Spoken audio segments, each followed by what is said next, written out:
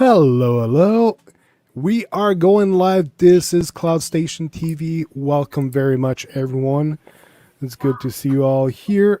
So today we have a special episode, and it's CloudStationTV meets the Waypoint Gaming Podcast. And we have Rictone representing the Waypoint Gaming Podcast, as well as JD3 MXP, who, wait a minute, you usually here, and you're part of a Waypoint. Yeah, I know, right? Yo, it's double dipping, man. And also, there's TCGamerDad that was supposed to come, but he had personal obligation, couldn't come with us. So, how are you doing, guys? Good. Doing good. And of course, we have Stadia Vet and the other regular co-host along with JD. So, how you doing, man? Back. Doing good. Right. I felt weird being not streaming for like an entire week. It was crazy. Like I know I was there and I was watching stuff and everyone's like, well, you were still kind of there because you're tweeting and all that. I was like, yeah, but I'm not streaming, so it's weird when you don't stream and you take like a week off. It's just I don't even know how to explain it. I just was like, I want to stream, but the pain was because I kind of overdid myself. And I have a habit of doing that, so I don't know. Yeah, because for those who didn't know, Stadia Vet's kind of been adventuring too much in Skyrim and kind of got an arrow to the knee. Yeah. Oh, knee surgery. There's all that. It was that steep. It was that skiing and stuff that my doctors told me not to do. Oh yeah. Good to have you back, Slim. I kind of feel like I'm in danger because JD's just got surgery and now Stadia Vet. Yeah. Am I next? What's going on? Yeah. Watch out, folks. Taking you guys out. Good to see you guys. So, Rictone, by the way, thank you very much for coming here on this show. So, how have you been? Man, thanks for having me, man. I've been doing pretty good, man. Right now I'm living in Enoch. I have house there in Outriders. I'm basically playing that. So I'm living there right now. I got a little villa. I know that name. What's that's where I'm at. So I haven't even done content. But because the thing is, once the hype is over, you grind and then you help people. So I really like to dive in. So I haven't even doing content. I'm just first time in a while, really. So that's how I've been doing. It gets busy for sure. And just come on and look at the chat. We got Ray Sherrod in here. Good to see you, Ray. No, it's the gaming cyborg. Oh yeah, the gaming Mecha Godzilla. Who was actually our latest guest over here. So Yes. Good to see you, Ray. Good And to see we you, also brother. have and the gaming advocate Chase. Good to see you. It's always a pleasure. Chase. Building. Yeah. Chase shared a post earlier on Twitter, really touching some truth in there. Yeah. Awesome guy.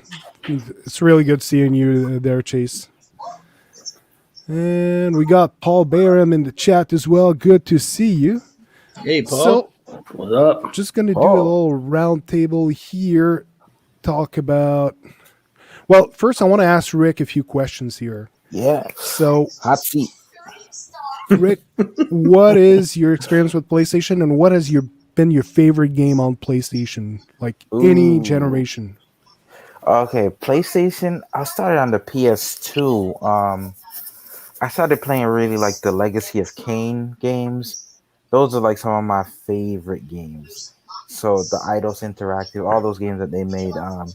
So that's my experience like that I can really like remember. And that Gran Turismo. Like I was big into the Gran Turismo series. When I don't know, I might even get a PS5 just for the new Gran Turismo, which is probably coming out next year. Honestly, I think it's delayed. Come. It's gonna come though. Yeah. Those are staples. So those are my two franchises. I know now you can play Legacy of Kain like PC and stuff later. But man, in terms of but specifically PlayStation, I gotta say Gran Turismo. Yep. Nice. Yeah, it's always been That's a a good great one. staple of the PlayStation. Real racing simulation. Yeah. And I know for a while they didn't want damage on the cars because it's such great replicas of the cars Yeah, that the no damage. manufacturers didn't want to see people smashing their cars into wall and destroying them because I'm a it's fan so of no accurate damage. how they make the cars. Yeah, I'm a fan of no damage. I love it. Yeah. I invested too much in those cars. So no, please let me see it. Yeah, the graphics in those were amazing. Yeah, even back With then, how- honestly. Yeah. Oh yeah. Yeah, the graphics, the control, the freaking Laguna Seca race. Yes, Man, the that one raceway stuff. with the loop, It's- with the corkscrew. Yeah, It's the one that it yeah, the dives corkscrew. down into a curve and it's like Yep. you don't want to do that one in a Dutch I just wish Viper. I always playing those. I always wanted to hit the lottery because I wanted to buy all of those cars.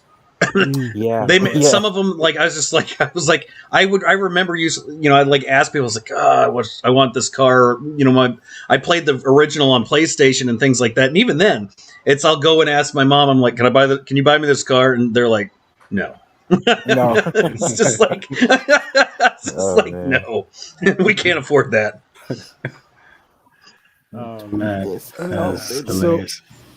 Next question, we're going to move on to Rick. How has your experience been with PS Now Cloud Gaming?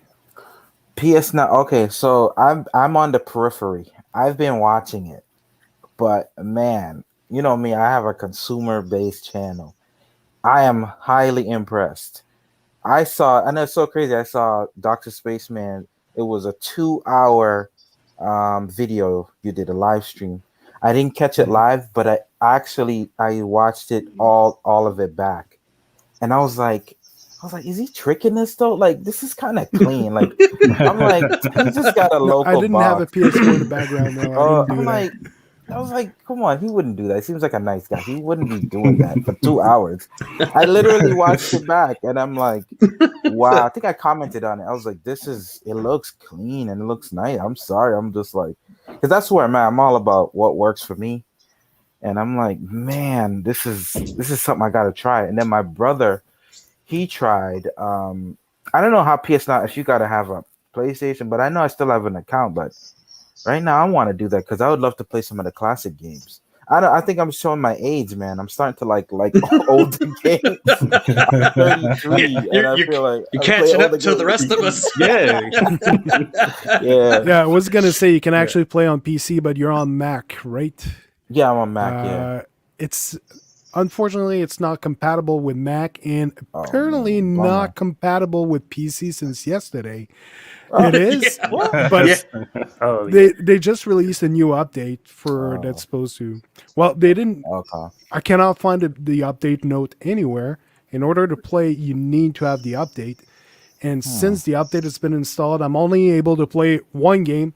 Yikes. Luckily, it's my favorite game on there. It's Horizon Zero Dawn. It's like the game I live by with The PlayStation. I one tried- only you know what? game available. He's like, yes. And he's and you said that, and I tried that too. I couldn't get that one to load either, but I Yeah. did contact PlayStation tech support, and they couldn't find any issues, but they relayed the message to the higher ups because they said they had me do some tests and check my system, and they're like, we're not seeing anything on our end, but if it's not letting you load any game, but it did with an older version, we'll pass the message along up the channel, up the river or whatever it is, to the next people up to see if they can figure out what's going on.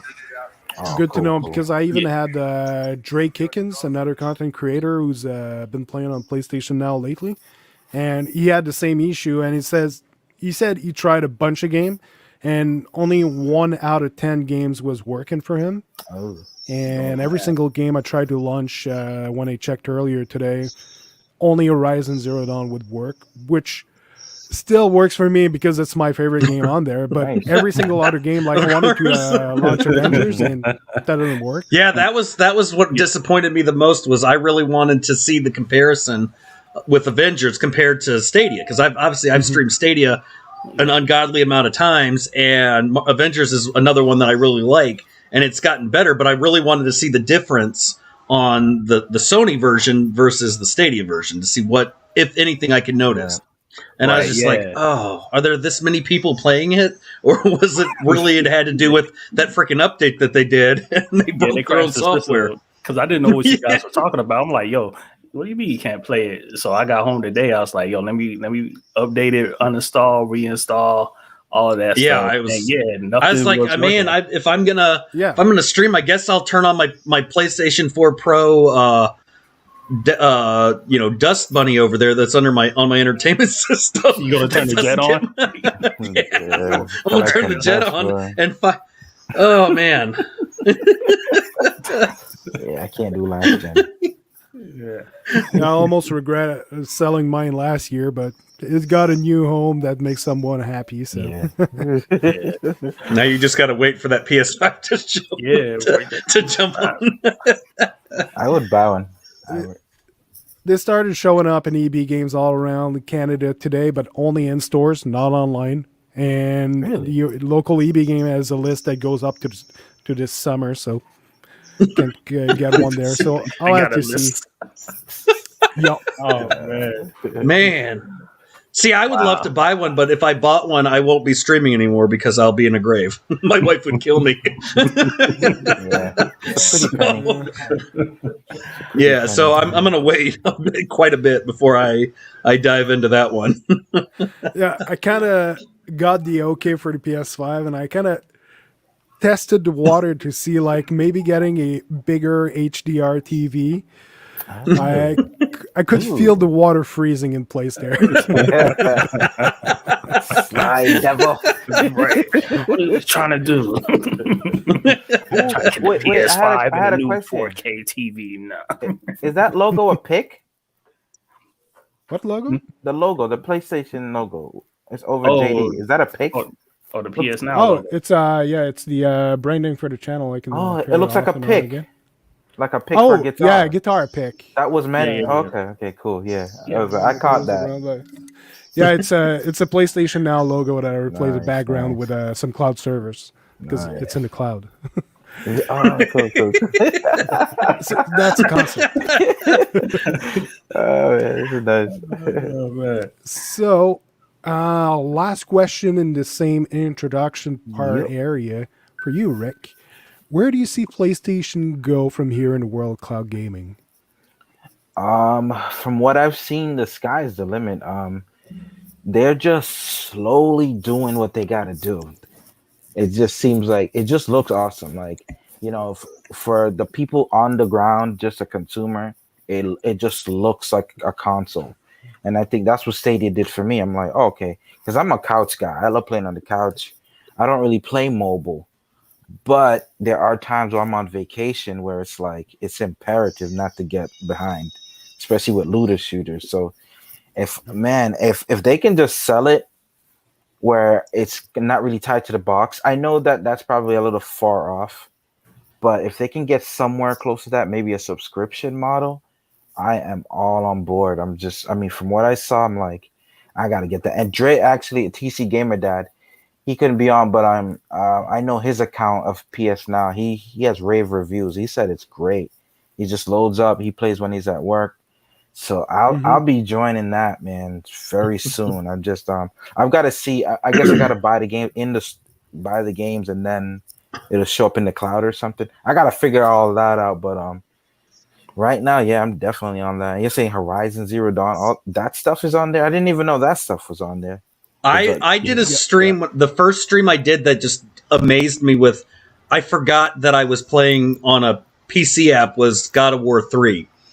Between that one and Injustice 2, and I was hyped so much in that Injustice 2 stream that I did, and my chat was just I think they were more hyped than me because it's like a movie, so I got like super into it. Scenes were happening, I'm just like gasping when stuff happens. Between that one and then Metal Gear Solid 5, the Phantom is on there, and that's another one that had that's the one that had Kiefer Sutherland in it. Yeah. And it's like the longest opening intro to a game I've ever played. But it's I get so into it, like I'm just like, I'm not even talking to the chat because I'm like zoned into like I'm watching a movie. And then it's just like, it brings me back full circle to like how well Sony used to do that with games, with the stories that they would tell in these games. And it's like, if I remove all my overlays on my screen, I swear, like, and I watch it again, It's like I'm playing on a PlayStation. Like I would never know I'm on a computer and playing a game in the cloud. Yeah, it was awesome, man.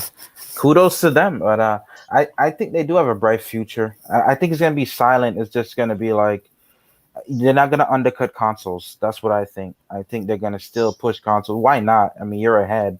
Just keep pushing that until that gets old, you know. But at the same time, they're smart. They're like pushing consoles 100%. But at the same time, that cloud is just hovering right there. Like if somebody else makes a move, I feel like they'll just pull a switch, and PS Now is like is almost as good as the other one. So yeah, you guys starting the channel the right time, man. I'm coming here for the content. I gotta know what's up.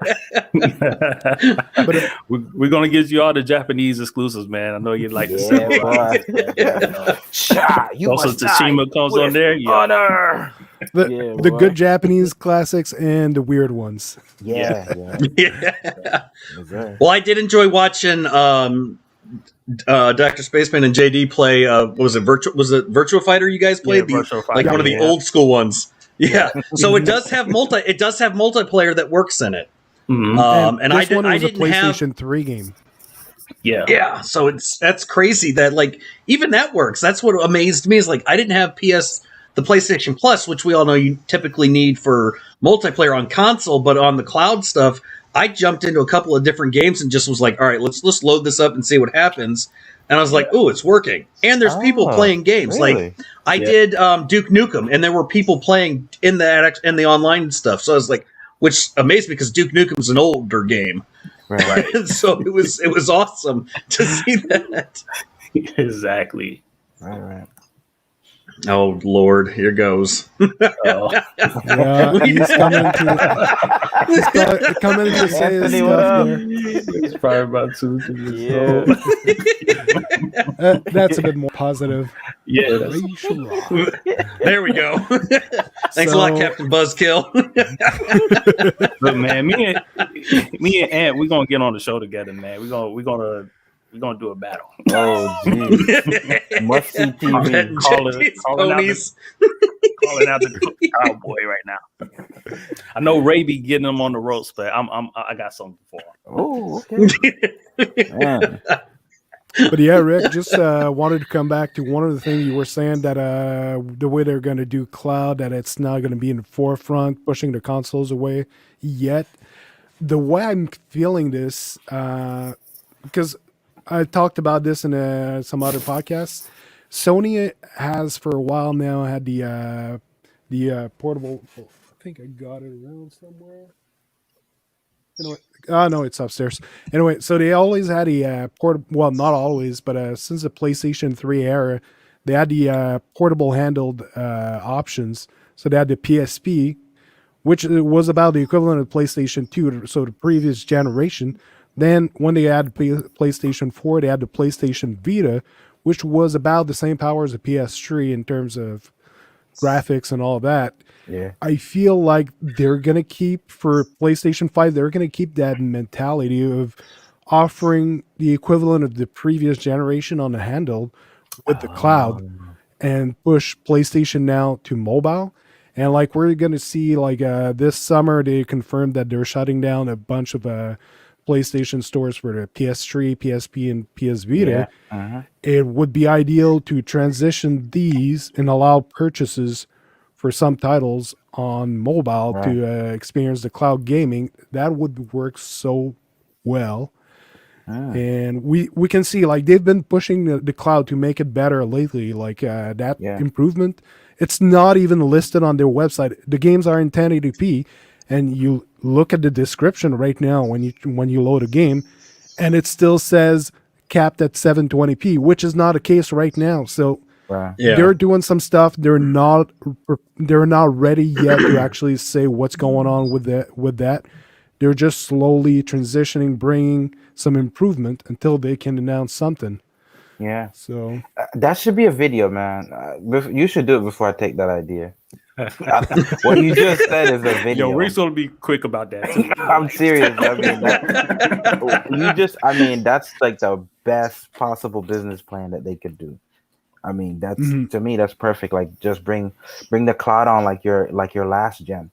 that'll be like your mobile. And Sony does make phones, I mean, too, so they could even do something with that. And to go off of that, they, if you look at like Android, I know it's not Sony that pushed this out, but they have Crash Bandicoot on the Run that just came out on Android. It's by King Games, but Sony had something to do with that because they just, they're not going to allow things to just like go to Android without it. But that's the first time I've seen a Sony game like Crash. I've seen other ones, but like Crash is a big deal for Sony.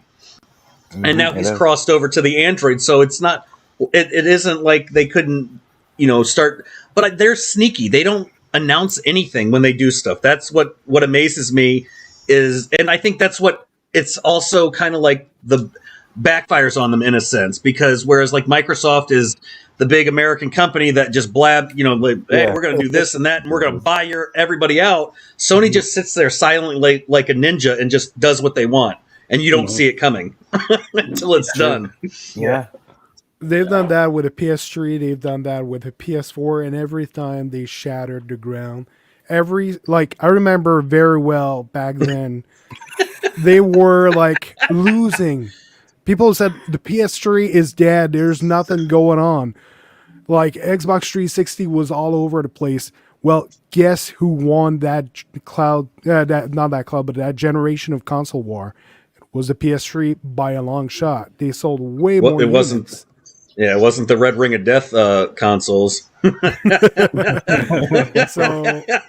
it was a tight war until they actually dropped the price of the console and they started the what was his name again? I mentioned him earlier. There was a guy in the ads with a tie that it was Office guy, but he was so hilarious. Oh yeah, Jack Tring. No, that was the CEO. It's I know what you're talking about. Kevin. I know what you're talking about, man. Ooh, there's Kevin a good comment. Face Crook said the Nintendo Wii crushed the PS3. Kevin Butler. Yeah, well, the Wii was kind of its own league. They were not competing, and they were miles ahead. That is absolutely true. But they were not aiming towards the hardcore gaming community. And while the Wii did won, I'm curious to see the number of games sold. So the Wii sold way more units, but the amount of games it sold, because it's the games that makes profit and not the systems you sell. Right. Well, and the Wii, the problem with that was that was geared towards families. They waited too long to try to shift it to try to gear towards other games, the other gamers, and then that's what the Wii U was for. And that we all see how that worked out for Nintendo. Right. Yeah, it was a gimmick that kind of worked and everybody was onto it, and that's why it sold like game busters, man. You can sell anything, with a good gimmick, Yeah, sure. Yeah. So yeah, they did that. Okay. Yeah, that guy here, Kevin Butler. When they started what a snazzy photo he's got there. It's loading up, but Man, anyway. Someone caught him off guard with that picture. Yeah. Kevin Butler, man. I remember that. He's funny. Those commercials, They were hilarious. Yeah. And it really sold out the PS3. Like, it brought it ahead in the race. Like, they did the right things. But at the beginning of the generation, they were very silent. And they were pushing some games. And it's like Ratchet and Clank Tools of Destruction came out, and visually it was impressive. And the other game, Resistance, from the same studio, it was Insomniac. Both of them. They really pushed the PS3 to its limit early in the generation. And the PP one was the best. Yeah, Paula knows what I'm talking about. That dude was great. Yeah, so really they pushed the console early on while everyone else was trying to catch up, and didn't happen for a while. So yeah, and then the PlayStation 4 was the same. Well, the PlayStation 4 off the bat, they were ahead, but they kept silent and once in a while dropped something big, and it just kept them ahead in the race. So yeah. But well, because we all see what happened to that. What was that Xbox thing that was supposed to be the big deal? The HD. The The, well, Connect. the, no, the Connect, the HD. Wasn't there like a HD DVD or something? Yeah, But that was in a 360. Yeah, that was in a 360. I know, but yeah, but like you had I'm just saying, like to buy. Yeah, the it's an 360 didn't have the Oh, HD man. DVD reader. You had to buy it a separate unit to have the Yeah. HD DVD running. You know what? It brought back memories though. With that, I remember when that came out. It did bring back some fond memories of some of the Sega add-ons that you'd get, like the 32X, and some of those extra add-ons that Sega did back in the day. Sega Drive, Yeah, CD drive, or Sega CD. But I remember because I remember like Walmart's used to always carry it was Blu-ray, and you'd have those HD DVDs, and it was it was back like like the VCR, VHS, and DVD, and prior to that, I think it was you had the there was another Laserdisc. Laserdisc. And I remember when you could rent those. Wow, I gotta stop because I'm gonna age myself. Going down memory lane right I now. remember that. Laserdisc. That never caught on. Yeah. That time. Rest in peace, The HD. Sega 32X. Well, you know, Ray loves that retro stuff, so Yeah. that is old. Yeah. So we're gonna move into some news that we found. Well, this one article I wanted to talk about because I feel like that's a lot bigger than what it kind of went under the radar. PS5 capable of machine learning upscaling according to Insomniac Games. So it's one of the devs working on at Insomniac that shared some details about the PlayStation 5, basically detailing that the innards of the console basically are made with machine learning capabilities.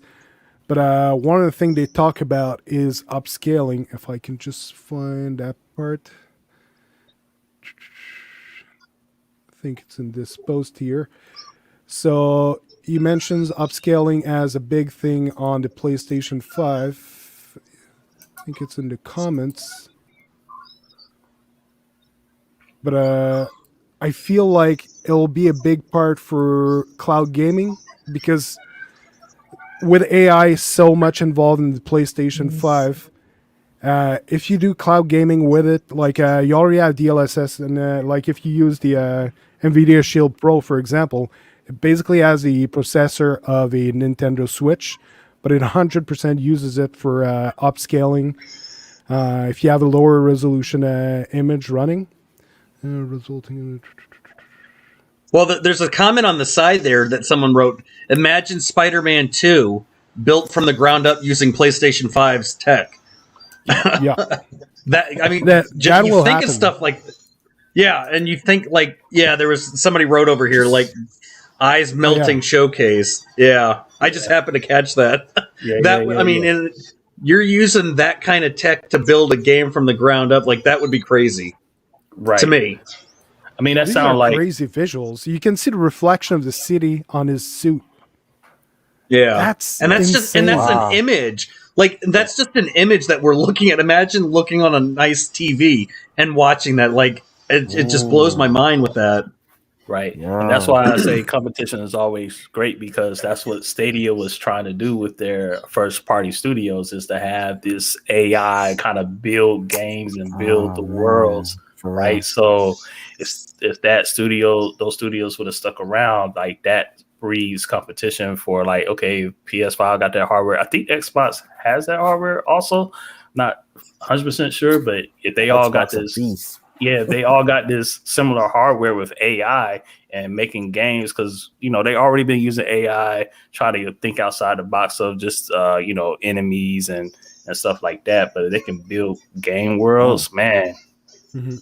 But one of the points they were talking about in the article is it's been brought up because they just released an update for Ratchet and Clank, the version that was released on PS4 in 2016.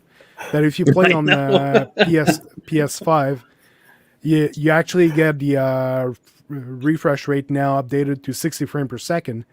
And they brought up that they were able to do so without even modifying the SDK of the original game. So they didn't even need to play in the codes of the game. With the console, they've they were able to make an update that unlocked the frame rate of the game and brought it up to 60 frames per second. So this is extremely impressive, and they've done that with the AI assistance in the console. So it's bringing a lot of very interesting opportunities, especially if you look at, we were talking about refresh rate, but also it's used a lot for resolution and improving the quality of the image. So if you get a 1080p stream, like one of the things that GeForce Now is advertising the Shield Pro for, you can have a 1080p stream in there connected to a 4K TV, and it will not just stretch the image to your TV. It will try to figure out what's missing in those pixels that you stretched out to make it look better. Well, you have a whole PS5 unit that every component inside are built with machine learning in mind to try to figure out what is missing in that 1080p stream that you got on your screen to make it look better. So is really interesting text that they've got in there, and makes you wonder if they didn't think about cloud gaming right when they were doing it, because that's Mark Cerny, the engineer behind the PlayStation 4 and 5. That guy is really brilliant. He's always been ahead of the curve. So he has to have been seeing cloud gaming coming. They've tried to push it before with PlayStation Now when it first released. It wasn't a success back then. They put it on the ice, and now they're bringing it back into play. So there's a lot of interesting stuff going on with this. Do you guys have anything you wanted to add on this, or? I think you summed that one up pretty well. I don't know if I can top anything with that one. Yeah, you did real good on that one. Yeah, bring up Spider-Man again, man. Yo, that picture looks dope. I want to see more of that. Right. They need to get this machine learning stuff, like, get that out there, man. Sometimes you just got to swing it, man. They got to do it. There's already a Shield Pro. Look, I got it right here. I just need to disconnect it. What, the NVIDIA Shield? That has that, right? That's what you're saying? Yep. This little box right here. It's very small. It looks like a PlayStation almost, but like PS4. But that has the same chipset inside as the Nintendo Switch. But it uses it purely for the upscaling when you're gaming. So it's pretty interesting. I want my 1,000-man battle royale, man. I don't want to be 50 before that comes out. You know, these companies, man. Come on. You know, for real. But the technology is there. It's awesome just to look into it. I love reading about that stuff, man. The possibilities. I mean, look where gaming has come, man. It's ridiculous. Well, that we're able to play these games, like I said, we're able to play like God of War 3 or you know, and things like that where it looks that crystal clear, and Injustice 2 just on a cloud-based service, it still amazes me. Or, you know, I can play Call of Duty Black Ops 3 in the cloud and play multiplayer games with people. Yeah, right. You know, I still can't get past some of that stuff. Me either. Yeah. It's ridiculous, yeah. Thinking about it. I still remember blowing in cartridges to get my Nintendo games to work. So, and this is where we're at now. Man, it's time flies. Yeah. Or having 16 different discs for your Commodore 64 so you can play a game. It's like you get to a point, okay, put disc 12 in the computer. You put disc 12, it starts loading. Okay, now disc 13. Wait, I cleaned. One of the times I moved, was packing up my garage, and I found a box that had 32 discs for Windows. I think it was Windows 3.1 on floppy disk. So I was like, "Oh, I remember those days." Yeah, man. Wow. Crazy. Yeah. And we got the new PlayStation Now games that were finally announced, and then no longer. No longer able to play on PC right now. Hopefully they fix that soon. That is really sad. Get to it. This is a good move right here. Avengers is here. Now, I was reading into it. I was under the impression that Sony already had Spider-Man on the Avengers, but apparently they don't. Or is it just the story that's missing and they're supposed to release that eventually? They're supposed to release it eventually. It's not out yet. but they But it's a Sony exclusive to get Spider-Man, right? Right. Yeah. Right. Yeah. It will Yeah, happen, that's what I but thought. it hasn't happened yet. Yeah. So we cannot play Spider-Man yet on PlayStation now, sadly. I thought we could, but apparently we can't. Yeah, and by the time it think leaves you the can, service, but I think, it won't. but I think you can. But I think you can if you use it on via console. I have heard on like Reddit, some people have been able to play it. They've still been able to access PS Now on via the console, so you could technically play it there. Yeah, I played it on just the console. PC. Yeah, the PC version is just not until they get another update pushed out. It's kind of just sits there and makes you look at it and like just kind of like, oh. Yeah, I didn't play it on Stadia, Avengers on Stadia. I didn't buy it because of the Spider-Man exclusives content. So when it was coming to PS Now, I was like, oh, snap, I can try it out. I tried out the demo, but I was like, yeah, okay, I can try out the full game. And so, I'm enjoying it so far.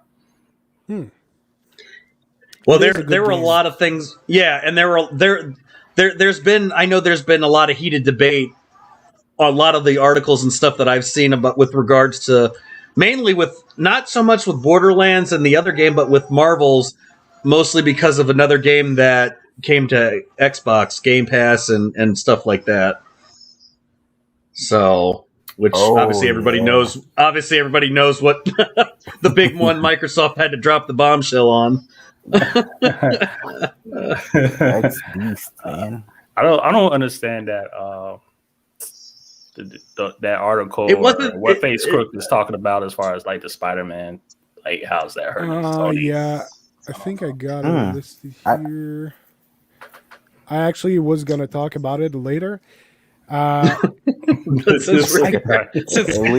Since Face Crook had to throw it up, we'll bring it up. We'll put it in the oil and in the fire there.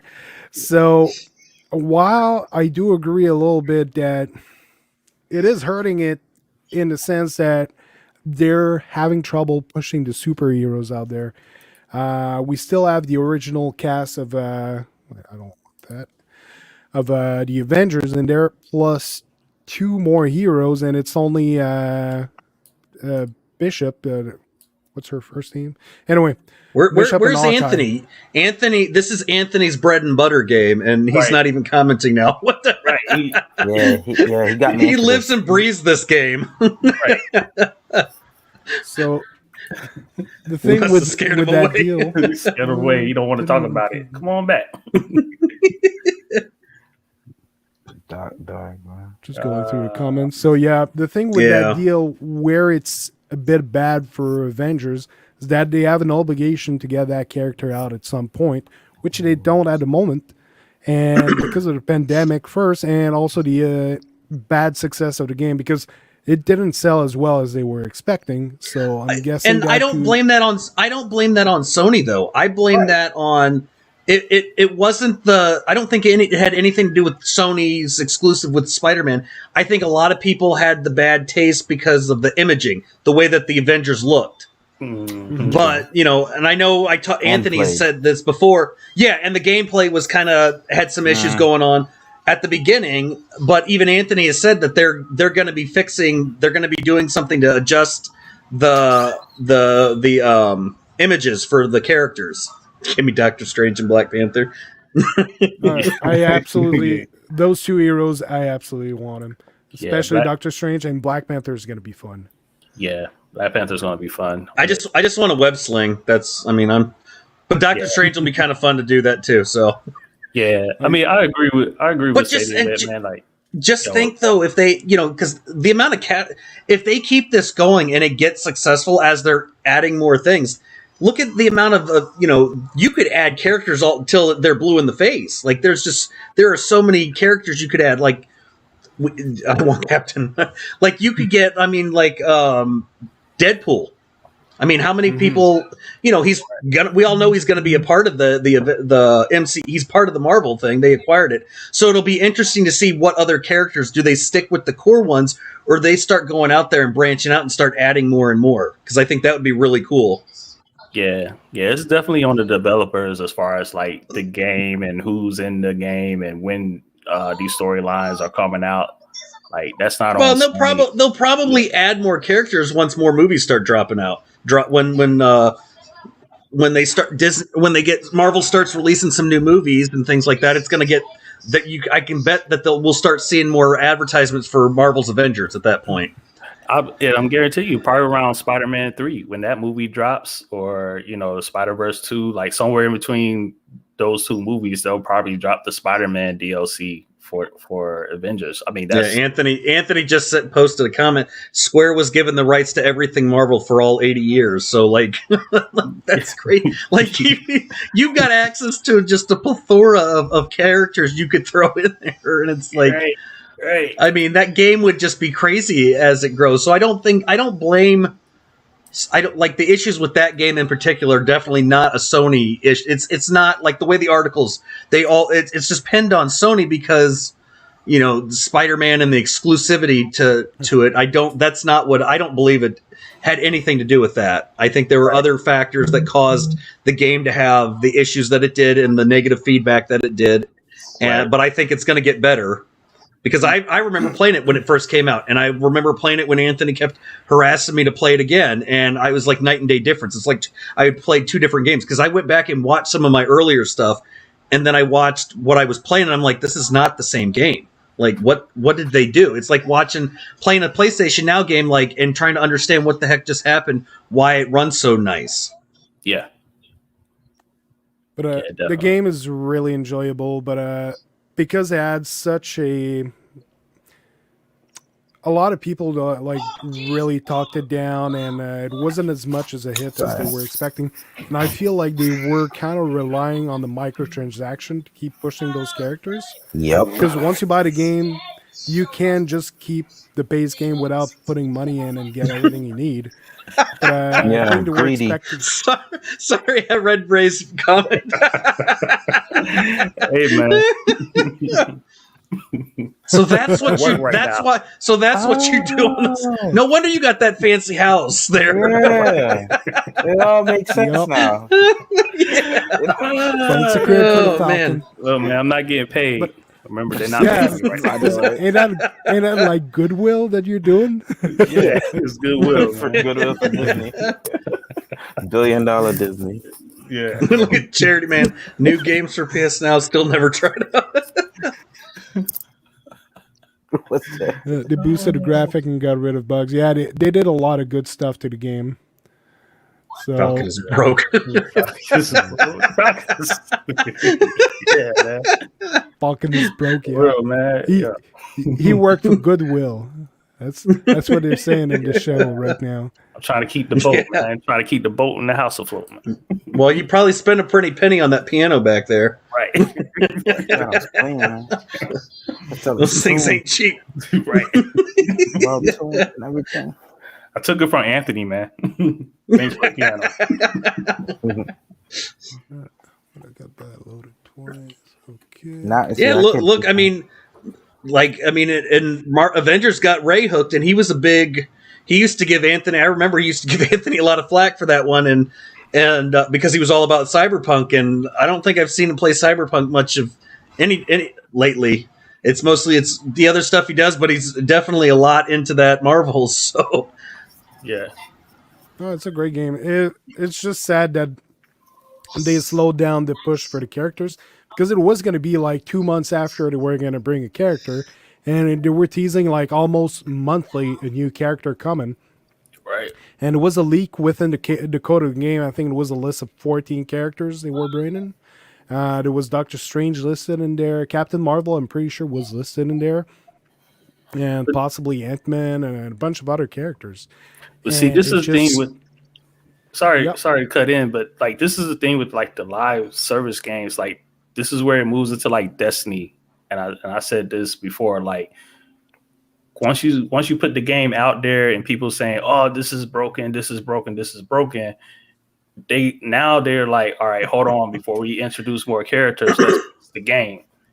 And then if you start in that cycle of fixing the game, the character release is going to be slowly trickling out. Agreed. Sorry, You know what I mean? Paul said you need to open the podcast with a piano song. Yeah, we need to be playing back there. You know, Do the dedicate this- the Tupac intro. Ta-da-da, ta-da-da, ta-da-da. That's just the way it is. Oh man! Exactly. So But not not great to, point, though, I David. like.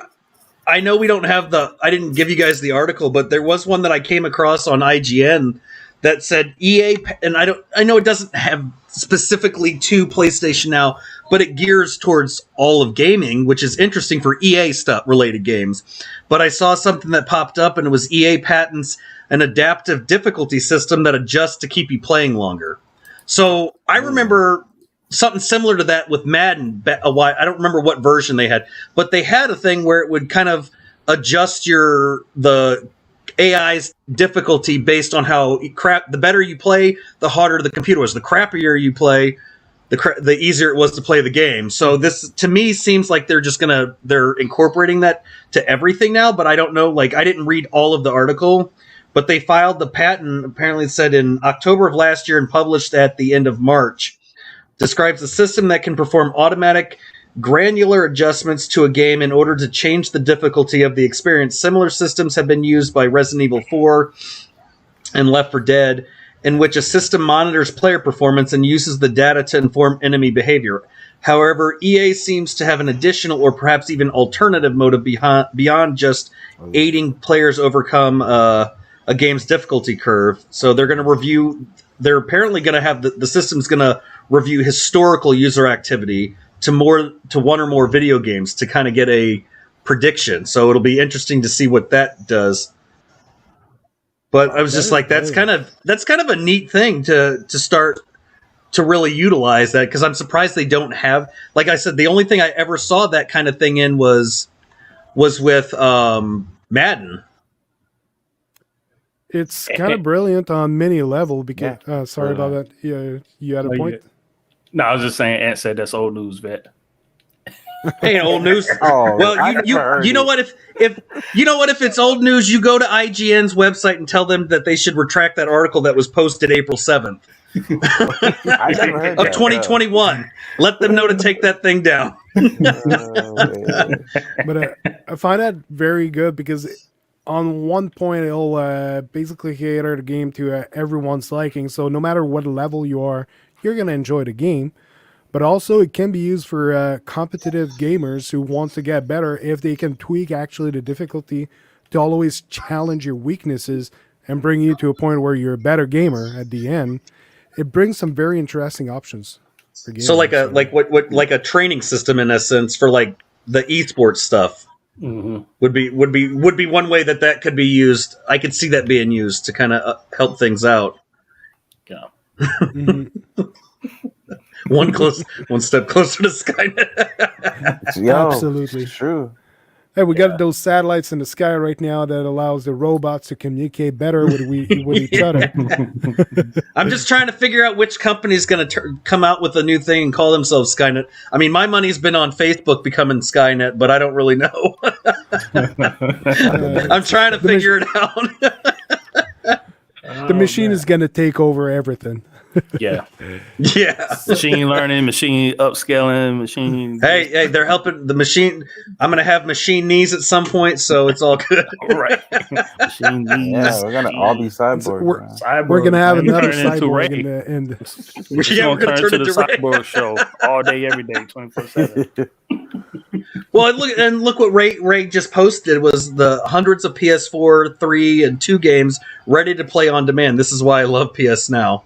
Yeah. And that's what brought me back to the service.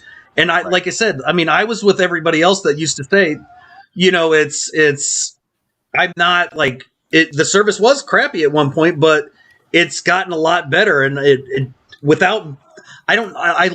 me personally, I like when they don't tell you and they just kind of surprise you. Hundreds of old games you played years. Talking about the guy who played Pac-Man. I like it. Yeah. That's true for hours. And spend I so like much old time games. playing Power Rangers. That is on PlayStation Now. Yeah. But hey, not to be negative about it, but look, Yeah. where society is right now, what's the popular thing? I'm not gonna say anything but retro nostalgia. That's Right. that's the end. That's the seller. And it That's hasn't the seller. that has not gone away. Anthony's new Pac-Man is basically an updated version of the old Pac-Man with some new lights, with some fancy light show going on there. But if you look at what movies come out, what do they keep remaking or rebooting or whatever? Right. It's always it's the old stuff. If you look at video games, it's just what is Sega's been making a killing, and they're not even a company. Nintendo has been making a killing with old school systems. Right. Final Fantasy VII Remake. True. Well, look at Nintendo, for instance. Buy Mario, man. How many times are we gonna But look at Nintendo. They've been making a killing off of the Nintendo Entertainment System. That ain't no new Pac-Man. Get out of here with that. That's just Pac-Man with a light show. You can put hair on now. But I'm just saying though. But yeah, you can dress them up. But I'm just saying, Atari's coming out with the new system. Nintendo has made a buttload of money, even not off the Switch. They made a killing off the Super Nintendo that they brought back, and the Nintendo. And you see the comments. Everybody's like, "Just bring me a Sega Dreamcast, a mini Sega Dreamcast, and a mini N64." And Nintendo and Sega, you guys can just take my money. Here, it's that key to my house. That's what I'm getting at. Nostalgia, and Sony did it with the PlayStation. Right. That's what I'm getting at is nostalgia and retro are never going to go away. That's like people, and I get it. Cloud gaming is the future, but it's just a part of gaming. It's just going to end up eventually being there because it's like people, everybody can knock Sony or they can knock cloud gaming like Stadia, like they all do. But I've heard that before about PC. When consoles took over, when the Xbox One and the PlayStation 4 came out, I'm almost positive I kept hearing everybody saying PC gaming's dead. But yet PC gaming's been around since I was playing on a Tandy 1000 playing Dick Tracy. So, and it's still here. Madden is available on PC again. So, PC gaming's never going anywhere. Just like consoles, they may go, they may stay. But cloud gaming will eventually be a normal, just as much as PC gaming is, and just as much as consoles are. True. Mm-hmm. Right. Absolutely. Because you're always going to have people that are going to buy a console, regardless of how well. Cloud gaming could be the best thing and 10 times better than a console, but there will still be people that buy consoles, just like there's still people that buy gaming PCs. That's why we can't get RTX 3070 graphics cards unless you want to pay a scalper out on the street. Right. Or Crash Bandicoot Insane Trilogy. Come on, man. They brought that back too. There's still magazines running about Commodore 64 games and stuff like that. Retro is there to stay. Yeah, retro sells, man. Yeah. Mm-hmm. So, just to move on to another piece of story, what do you guys think about E3 Sony not going to E3 in 2021? When's the last time they went to an E3? It's been a while. 2018. I think they still last year, right? There you go. It was 2018 the last time they went. Yeah, me personally, it's not a big deal to me, but there's other companies that aren't. I think it's because it's Sony is why it's a big deal. Why it's in the news. But EA's not going. There are other companies that aren't going. Enix didn't go. Bethesda, right? Well, yeah, Bethesda, but well, they're part of Microsoft now, so yeah. And if Microsoft, I don't know. I mean, if Microsoft may go, but I think I think E3 is just it's going to get phased. It's going to be to a point where it doesn't really make a difference anymore. Agreed. Yeah, exactly. As Doc said, it's not a big deal anymore because everybody does their own thing. Like I said, I mean, that was the big thing. Is it a big deal that Sony's not there? And that the easiest way to answer that is when were they there last? Right. Yeah. I don't think it's not gonna change a thing with them not being there. Nah. Sony stopped going. 2018 was the last year Sony was there, and they did a major hit. They won E3 that year by a long margin. And I think that's the reason it stopped going, because they were no longer gaining from going to E3.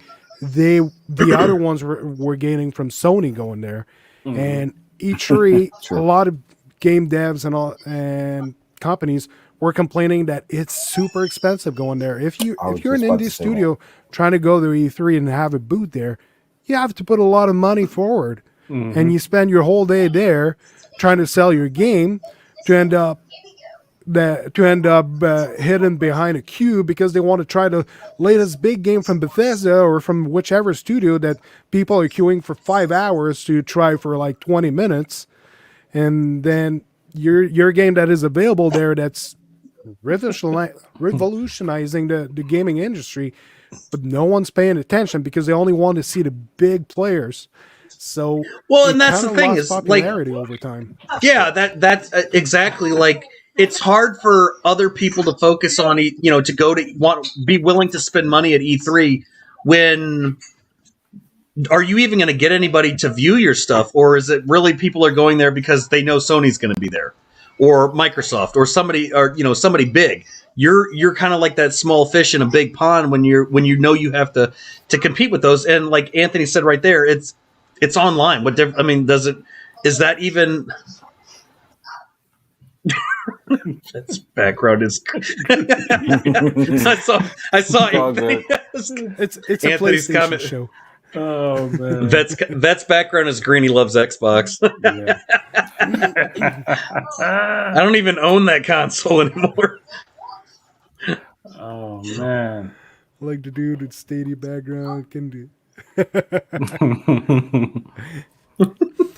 So yeah, I feel like Sony didn't gain any more from being at E3, and E3 was profiting too much from having them over. It kind of lost the spark. So it was a good call for them to stop going there and just do their thing. And instead, they're doing a ton of events throughout the year, especially since COVID started. They keep posting stuff on their channel. They organize tournaments. They showcase some smaller indie games. They bring attention to a lot of games that normally would go under the wrap, like no one would hear about. So I feel like, well, with this, they're saving a lot of money first. They don't have to build a big show with a big stage and all that, and it's more efficient. So yeah, I don't feel like Sony really need the E3 anymore, and it's no surprise that they're not going this year. yeah. I'm surprised Nintendo is back because they're the one that started the whole thing. Yeah. They moved on.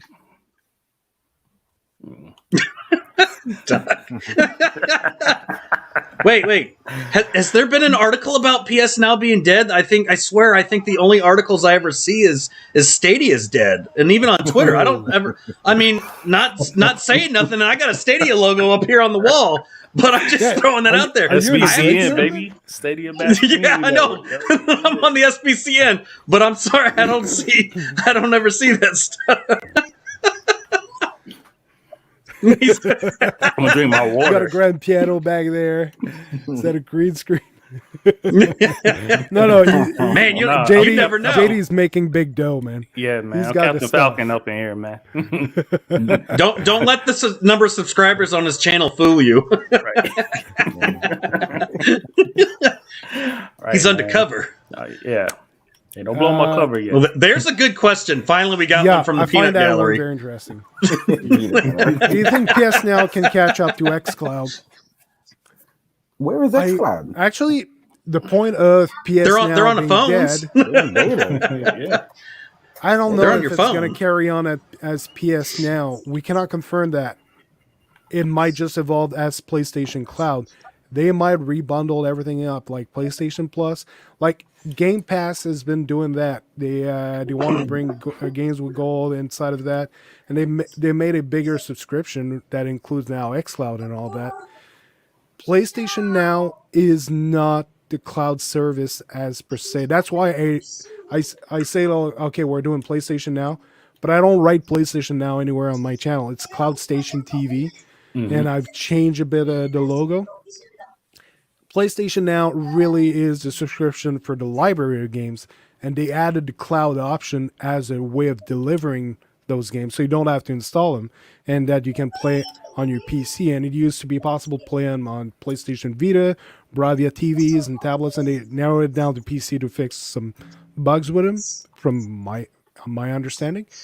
But it could be very possible that PlayStation now might die, and we don't care about that. What we want is Sony to actually bring in the cloud gaming service, and it could happen eventually that we might be able to play purchases. But- so if you you can't compare.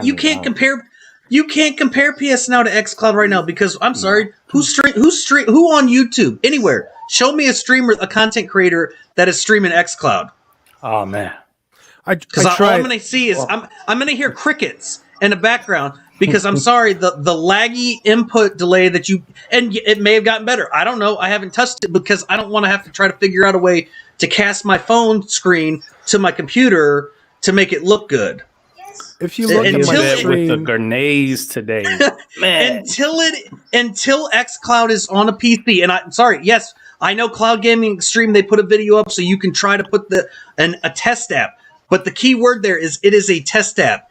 It is, and I tried it. You're either going to get no sound, you're going to get a mouse to work, no keyboard, you're going to get your controller to work. Maybe it'll be 1080p, maybe it'll be 720p, but it's still not in it's Game Pass is in its own league. XCloud is not competition for anybody right now, and that is because it's a beta Android app. That's all, and that's where it's been until they bring it to the masses. Anybody that says tries to compare XCloud to any other service. Luna is a better service than XCloud right now, and but there's barely anybody. There are barely any content creators that stream Luna, except for like Ray and a few others. But even then, I would still put Luna over XCloud because XCloud is an Android app, and there are barely anybody that stream mobile app games. So hold on. So Rictone, man, you're our Xbox guy. You're the residential Xbox. Yeah, I know man. Spencer. So, yeah, me and so, Spencer talk. Yeah. Yeah, so XCloud, man. What's going on? I mean, I always said, listen, man. When it comes to mobile, I gotta use Stadia because I'm not here trying to like have inferior products or content. So yeah, XCloud is still in the oven, man. You know, it's got to come out. It's still in beta. It's still mixing up in the bowl. Yeah, it's still mixing. And Anthony says, well, it gets new games. Doesn't matter. It's still a beta app on your Android phone. Can if you have iOS, if you have an iPad, can you use it? No. If you have a PC, a Mac, a Chromebook, can you use it? Nope. But you can use Stadia. You can use Amazon Luna. You can use GeForce Now. If you have a PC or a console, you can use PS Now. What exactly can you use xCloud on besides your phone? Right. Yeah. They can tell me I'm going to be able to play GTA 5 in the cloud. I'm going to be able to play, MLB The Show in the cloud. I'm sorry, if I'm going to play MLB, it's damn sure ain't going to be on my phone. It's going to be on on an Xbox console. I'm not going to sit there and stare at a 7-inch screen and try to figure out how to do the games. Yeah, man. Yeah, Rick told you got the PlayStation logo.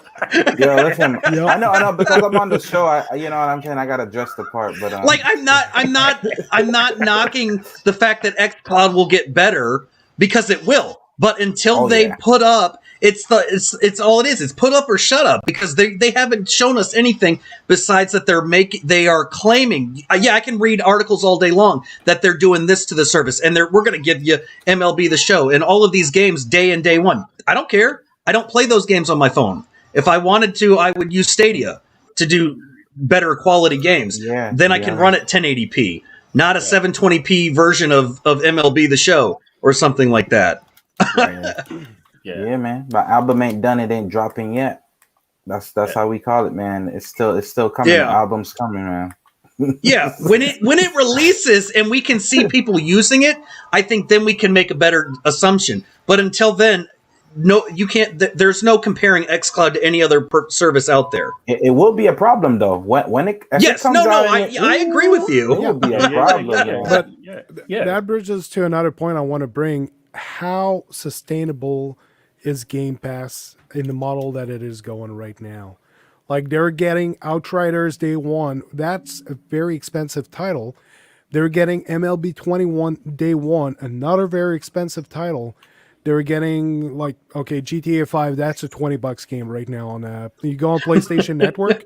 Like people are making a big case out of that. Go on PlayStation Network right now. There's the spring sale. It's $20. Probably even less in the States. But there was a lot of big games going to it, and everyone's like, ooh. And Microsoft just purchased Bethesda for billions of dollars, like a huge amount of money. How sustainable is that? Like, okay, I do understand Bethesda games are going to remain there because it belongs to them. And there's a bunch of games that will stay on Game Pass for sure. MLB 21, I doubt will make it very long. It'll probably be like 2, max 3 months. Then I'll pull out of there. PS Now had MLB the show on there before. I think it's 2 years ago. A few months after it came out on PS Now and stayed for a few months on there. So it's not new of having MLB on a subscription service, and will probably make its way MLB 21 on PS Now, probably even faster now because Game Pass is doing their stuff. But given all the expenses that they're doing, building a cloud service, bringing that many games, it's all in a subscription. It's not viable in the long term. They're doing this to lock as much people as they can in the Xbox All Access buying a console that you don't have a choice. You have to pay for 2 years. Yep. Yeah. And they already said that. They made that announcement. They've been pushing that Xbox All Access stuff from the day they started it. Mm-hmm. Like and because they were like, get an Xbox One X. And then when they announced the Series X and X, they basically said, guess what? We'll get you into that one. Microsoft is a service company. That's they've transitioned. They make products, but they're more about services, and that's not just Xbox, but that is everything they do. They know their money is on services. Tell that to my Windows phone I used to have. They're like, we're gonna pivot. I had a Lumia 950 and the 950 XL. Best phones I ever had. Me too. I love that phone, man. Shout out to Nokia. Those phones are still Nokia had the best phones. Although I did go on eBay and I did buy the PlayStation phone just because it was more for nostalgia than anything else. That Sony Ericsson PlayStation phone back in the day. Yeah, I remember that. Yeah, it had a built-in controller. That was pretty ballsy. Yeah, but you know what? Not to say, look, I don't have my the 950, but I'm almost debating on buying a 950 XL because I know that I can get PS Now to run on it because I can put Windows 10 on it and then just play PS Now and Stadia. Right. Because there's services. There's a site out there. It's a third-party developer that basically has a workaround to put a full version of Windows 10 on the 950 XL, and the hardware in that thing was still pretty on par. But if you turned it into a full-blown Windows computer, guess what? Now it's like having a Shadow in a physical form. It's having a cloud PC because then you've got Windows 10, which means then I could use an LTE. If it works with your LTE service, guess what? Then you could start using PlayStation Now and everything else. Right. I don't know how JD is staying the gram, peeing on the Pulse headset at the same. Come on, man.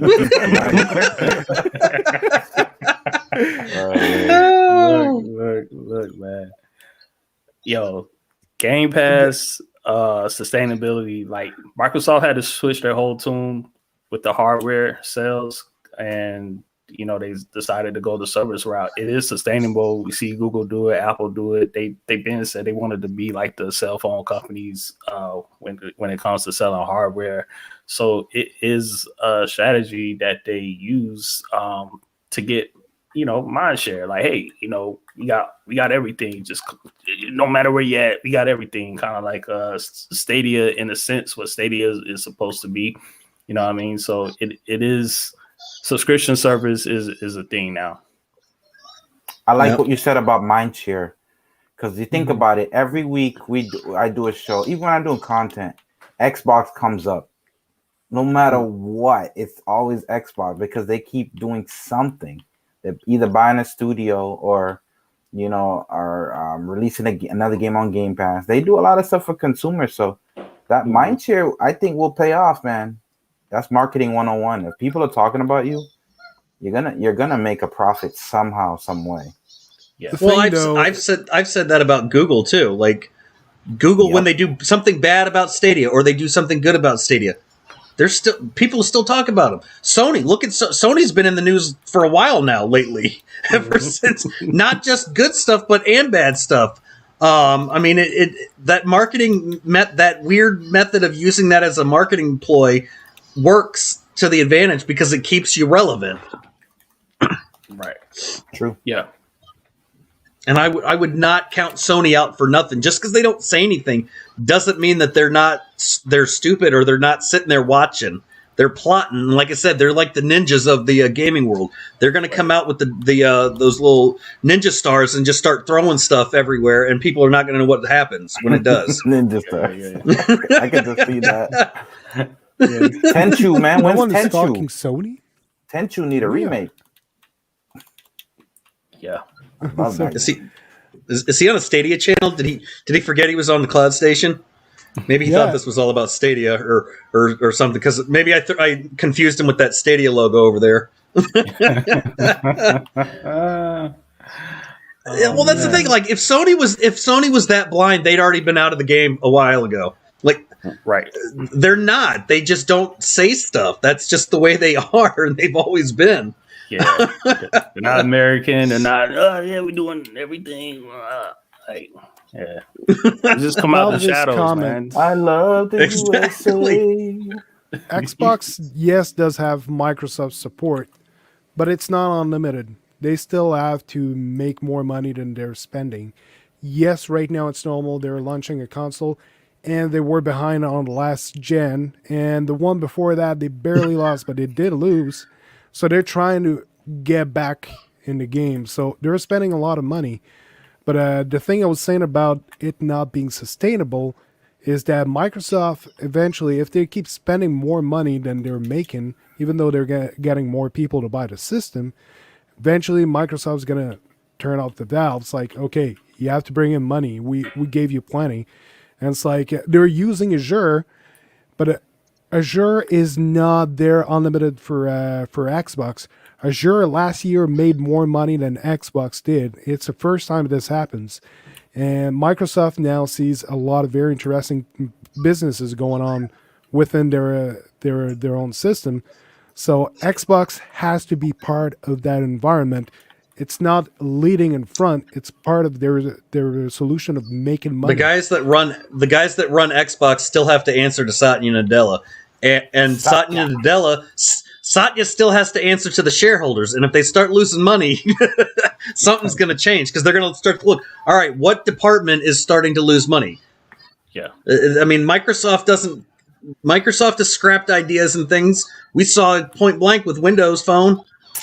Yeah. Let's buy Nokia, and look how that worked out for them. Yep. Bringing back memories, man. I'm just saying. Like, I'm just saying, like, I'm just saying, like, you can, like, I get it, but everybody is going to have issues, and to think, for those that think Sony is blind to all of this, it's going to be fun to watch what they say when it just shows up. Right. Mm-hmm. It's always been that way. Sony prepares their stuff. They release a console. They support the release of the console. They make sure it goes all well. Then they start preparing the material, and it comes out, and people are like, this is crazy. So many good games. It's been like that for a very long time, and it's not changing. Sony has a working recipe. It's been working well for them, and they keep getting bigger and bigger with that. And Sony is not Sega. Yeah, they're not Sega. They're not Atari. They're not Philips 3DO, whatever. Jaguar. Soldier that Boy. $7 billion that we were talking about, they already made back in a month. They made that much in sales, but it doesn't mean that they made that much in profit. They still got a lot of expenses. They're paying for a lot of games to be on Game Pass. Yeah. So, yes, they moved that amount of money in a month, but it doesn't mean that it's still added up in the end of total profit. So, They said I they're still happy feel with like it, there's though. Huh? I mean, they said that they're happy with the Game Pass profits in the article. It's probably maybe a couple weeks ago. I mean, that's a company saying that, but they do have to tell the truth because they're publicly traded. So I do believe them in that sense. I think when you say sustainable, they might pivot and do something else, but or change the scope of Game Pass. But I think for the most part it works. Mindshare won, and just the value. It is a good value. And if they add like Ubisoft, I mean that's killer. I mean, you can really play a bunch of premier games, and the purchase of a console, like a $500 console, makes sense. If it's like, oh, you're not really paying for a bunch of games up front. Microsoft. Yeah. I don't agree with that one. Without console sales, Sony dies. I'm pretty sure I was at a Best Buy and I saw like a $4,000 TV that I would love to buy that was a Sony. I mean, consoles are just a part of Sony. That, like, we think of Sony, we think of consoles. We think of Microsoft, we think of Xbox. But right. I get it, like, but you take away the Sony consoles, they're still going to make a killing off of TVs and anything else that they do. They can probably sit back off the movies, TV shows. like they're not going to take art. Like, again, they're not going to spend all this time in R&D. Microsoft has to pay them to get stuff. Microsoft's paying Sony anyways for licensing fees to use game for their movie games. Exactly. So it's money, man. We're gonna spend. Look, hey, everybody in the Xbox boardroom. All right, we gotta make a next console. We're gonna spend money, get people R&D, and we're gonna spend 5 to 7 years working on the next Xbox console. And we don't need to sell those. Like, come on. like they gotta sell those things. So, that was a good one there. Yeah. Well, first I want to answer, and now your mama knows that was asking about those games not coming out yet. There's already a bunch of games that are already announced. The new Ratchet and Clank that a lot of people are talking about, it's going to wow a lot of people. It's coming out in June, and it's extremely impressive what they're showing. Like, they're using the SDD to the maximum because they know that's the minimum standard for the console. That, like, they don't have to be worried about, like, PC can have hard disk drive. No, every PS5 comes with a high speed HDD inside. SDD inside. So solid state SSD. Well, so Anthony's not jump going to from even one world to the other, and it's all loading extremely fast. And they're doing some technical stuff with that game that a lot of people are waiting to see in action because the videos are extremely impressive. And also there's the new Horizon Zero Dawn. I don't remember the name anymore. It's a follow-up to a game that's been extremely popular that people really loved and they're waiting for. There's a bunch of games that are already announced for PS5 that are coming that people are buying the PlayStation 5 just to play these games. So it's coming. It's coming in real time. Well, we got to remember, Anthony's 100% Stadia committed, so, Mm-hmm. We can't rely on him to actually look at gaming news from other companies. Oh,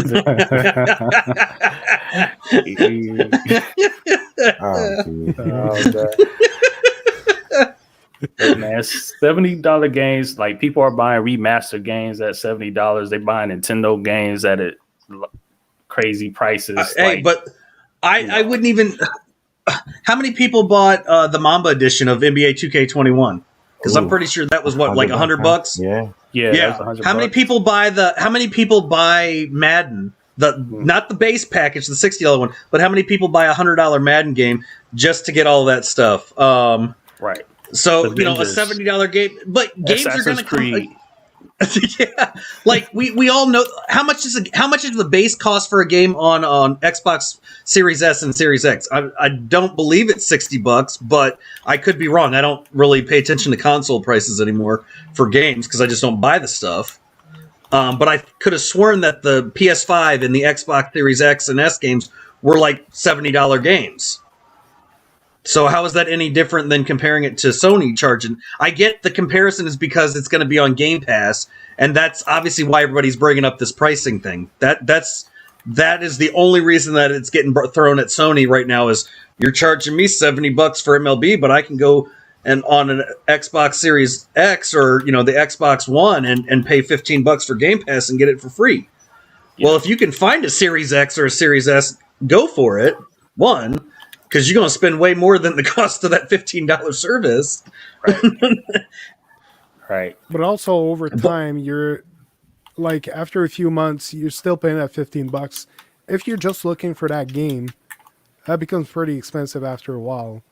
Yeah, if it's just that, yeah. So it really depends on your user case. Like if you like to have a big collection of game, sure, Game Pass is an interesting option. If you're looking for that one game, you're better off paying $70, have that game and play as much as you want. Then when the next one comes out, you buy that again. So it really depends on the consumers. Right. JD hates MLB The Show. JD. What's going on? JD hates MLB The Show. Yo, is it because you're a Cubs fan? No, I'm a Braves fan, man. Look, man. Oh, yeah, I'm a Braves fan. But look, MLB City of MLB, Champions, baby. All we do is win. Boston, baby. Look, man, MLB coming to Game Pass and all this stuff. Look, man, Sony didn't make that call. MLB made that call. And the value is based on the consumer, like you guys said. Like if I'm going to pay $70 for a game, $60, whatever the price is, and it goes to another service for free, or it comes on PlayStation Plus for free. As a consumer, if I make my decision to buy that game, I'm not going to get mad if it's available for free, because that's the game that I wanted to buy. Like no one's forcing me to buy a game, any game, no matter what the price is. So when I make a purchase, I'm doing it at the fact that I really want this game. I really want to have this game. So if it goes anywhere else, good luck for everybody else. Everybody else get to experience that was probably on the fence or just didn't want to buy it at that price. They didn't see value in it, but I saw value in the game. But let's be real. Like when it comes to Sony, like yes, they're going to charge $70. People are going to complain, but guess what? They're still going to buy the game. If you are a Sony fan of Sony's consoles, you're gonna complain because that's what we do. We all complain about a price of a game, but we're still gonna buy it. Like I complain about the issues in Madden, and I still buy Madden. I complained about NBA 2K20 and 2K21, but I still bought the games. Right. Also, if you're a Destiny fan, you're still buying Destiny DLCs. Like, also another point. I'm terrible at baseball, but I will still probably buy MLB. But because I like baseball games.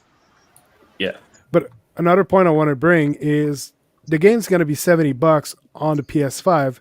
It's going to be on Game Pass on Xbox.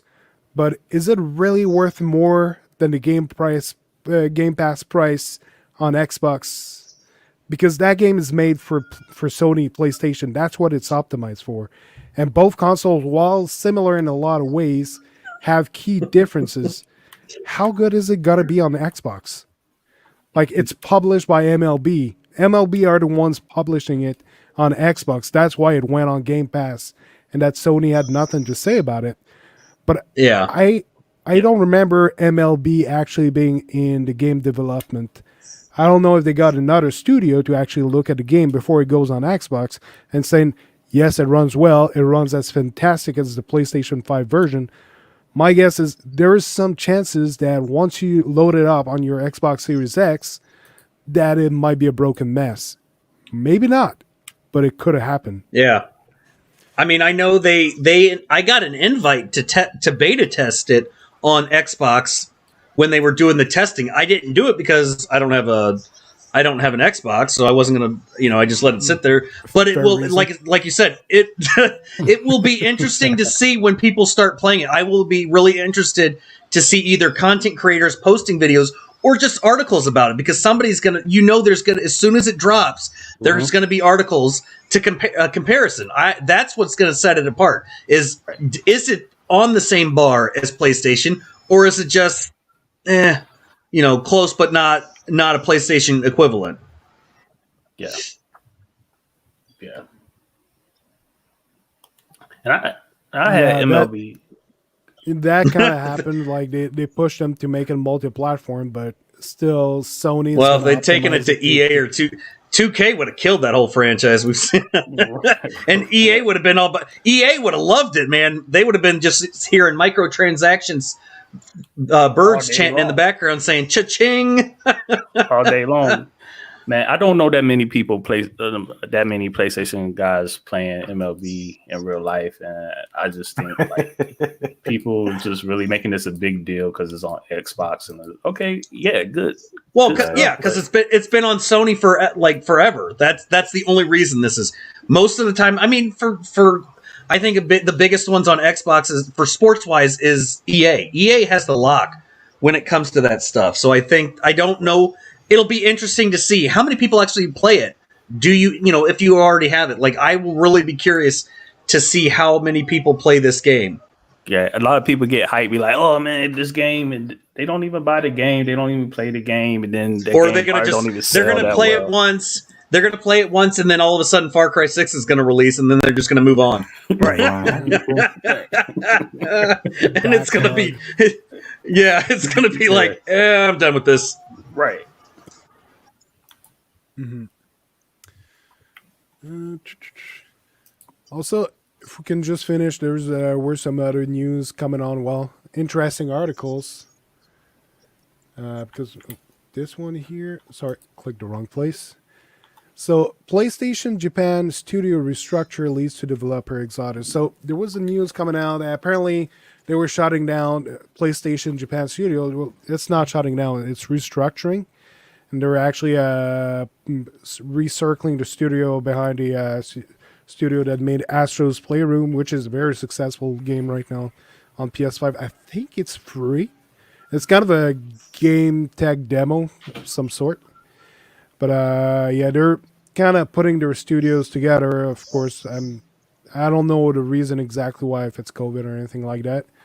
But apparently, a lot of devs are not satisfied by that, like the guys who made Bloodborne and Demon's Soul and all that. So, it might not be as good news going for Sony losing some devs like that. But still, the core of the studio is still there. They're just restructuring. So, I still find like that they keep some of these devs is a good news because all the reports were saying that the studio was shutting down. It's not a case. It's still there. It's still just being restructured. Oh my God, Anthony, seriously. How many studios Xbox shut down? The Stadia shut down. How many studios? We're not going to go there. Oh my God, get out of here with that. Business decisions. Yeah. And the other one, it's pretty much been talked about, like PlayStation Plus being slammed. That's the thing. We don't even know, like they haven't made a comment about PlayStation Plus, whether it was getting MLB to pass the show or not. It might be, for all we know. We don't know yet, but people are already like screaming that it's a bad deal, that Game Pass is getting it and Sony isn't. We don't know in advance what PlayStation Plus is getting as games. And it's just people complaining about stuff. I mean, every platform does it. I mean, I'm pretty sure. How many games has Microsoft killed off? Didn't they have a football game at one point in time? I can't remember. I think it lasted briefly. It was like an NFL Fever or something, and they just that was a dead on arrival. I think didn't EA had a basketball game? Didn't they come out with NBA Live? And then that one fell off. That they killed that. So, it is what it is. People are going to talk. People are going to complain. But to say Sony is dead or PlayStation Now is dead, this is the first I'm hearing of it. Because, like I said, if I go on and search what cloud gaming service is dead in Google, or if I use Bing because it's Microsoft's search engine, I'm only going to find Stadia's dead content. So. Yeah. I'm just saying, like, I put in is PS Now dead? I don't see anything. It comes up with nothing. Anthony, just go back and play your Pac-Man on your Atari. Trying to leave with y'all starting Microsoft slander to do it. Phil is saving us. Hey, I started the Microsoft slander when they killed my Lumia 950 XL and they killed Windows 10 Mobile. Oh man, jeez. That's when we had to start the slander on them. Hey, do you guys remember the Zune? Of course, it was awesome. I had that too. Hey, awesome. but not to say nothing with cloud stuff, but look at do we all know that Microsoft is diving into copying? I mean, not copying. They don't copy anybody like Chrome OS. Because I have read up on the Windows 10X and I've seen the images and it looks an awful lot like Google's Chrome OS. But Microsoft doesn't steal ideas and copy anybody. Right. We're not going to buy a whole Nokia phone to take on Apple and Android. We're not going to. But let's be real. Like the biggest news out of gaming is Apple Arcade. That's the one that's going to kill off everybody. Yeah. Apple Arcade's going to just come out with guns blazing and kill them all. Yo, Doc, hey, appreciate the sub, man. Appreciate it. Oh, man. Rest in peace, Windows phones. Man. No, not even Windows. Look, we should just be saying rest in peace, LG. Right. We were talking phones. Yeah, that T-shaped phone is what killed them. Right. Yeah, that T was. Yeah, that wasn't. Yeah. Go back and talk about Sony and Stadia. The wing or whatever it was. The news about LG stopping doing smartphone didn't come out on April 1st. I thought it was an April Fool. And but I was too. But then the articles kept coming. Yeah, it's like, you can't. PS Now has never been and never was. It's been around. Has it been around as long as GeForce Now? It's been around as long, like PlayStation 3, right? But isn't PlayStation 4? No, yeah, I mean it's been around a long time. But I'm sorry. Doesn't that mean that GeForce Now is dead? Because I remember when I logged into GeForce Now and I could play Mafia 3, I could basically play my entire Steam catalog, and then they charged me, and now I can't play half of those games. So doesn't that constitute the same thing, that they're dead? Right. But yet they're thriving. Yeah, PlayStation Now still gets games every month.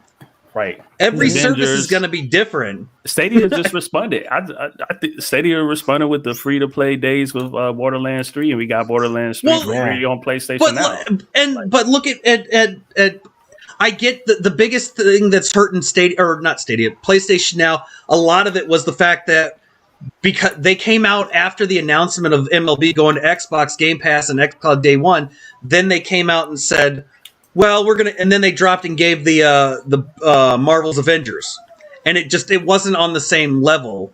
But GeForce, yeah, I get it. Like, you can't tell me it's dead. If it was dead, why are they still putting stuff out? That's like, I hate when people say, well, Stadia's dead. Well, if Stadia's dead, why is Google getting my money still on games? If PlayStation Now is dead, why am I still playing games? Sleeping on Apple. Sleeping on Apple Arcade, man. Yo, I said. Well, I mean, listen, we're all content creators. When you put something dead, it gets more views. It's just that's all. Exactly. It plays. Cycle, it plays to that infamous clickbait BS that everybody likes to do. But what it comes down to is, I'm a gamer and I'm going to play the games that I'm able to, that I enjoy. Yeah, I get the big thing. PS Now has a lot of older games. But I'm sorry, at the time that most of those games were out, I was playing Xbox or I was on PC. Half of the games I didn't play, so of course I'm going to play that stuff.